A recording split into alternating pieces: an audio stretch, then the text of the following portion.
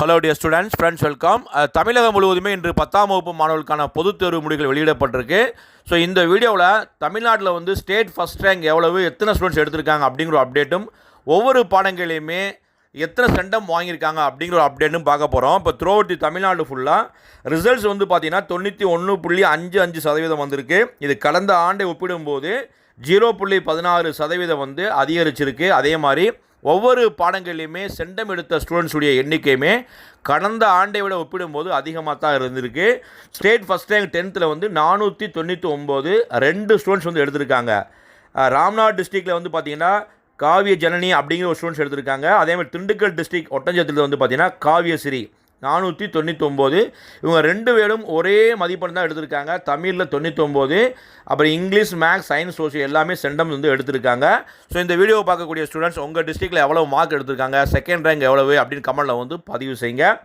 So அதே மாதிரி இந்த வீடியோவில் வந்து பார்த்திங்கன்னா ஒவ்வொரு சப்ஜெக்ட்லேயுமே சென்டம் வந்து நம்பர் ஆஃப் சென்டம் வந்து கொடுத்துருக்காங்க. வெரி லீஸ்ட் வந்து பார்த்திங்கன்னா தமிழில் தான் வந்து 8 எடுத்திருக்காங்க. கடந்த ஆண்டை விட இங்கிலீஷ் வந்து பார்த்திங்கன்னா 415 பேர் வந்து இங்கிலீஷ் சென்டம் எடுத்திருக்காங்க. ரொம்ப ரொம்ப சந்தோஷமான அப்டேட் தான்.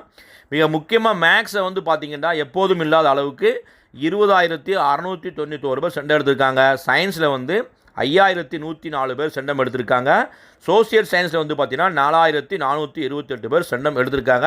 ஸோ கடந்த ஆண்டை ஒப்பிடும்போது அனைத்து வகையிலையுமே 10th இந்த ஆண்டு வந்து ரிசல்ட்ஸ் வந்து கூடத்தான் இருக்குது. ஸோ ரிசல்ட்ஸ் எல்லாம் உங்களுக்கு எப்படி வந்துச்சு அப்படி கமெண்ட்டில் வந்து பதிவு செய்யுங்க.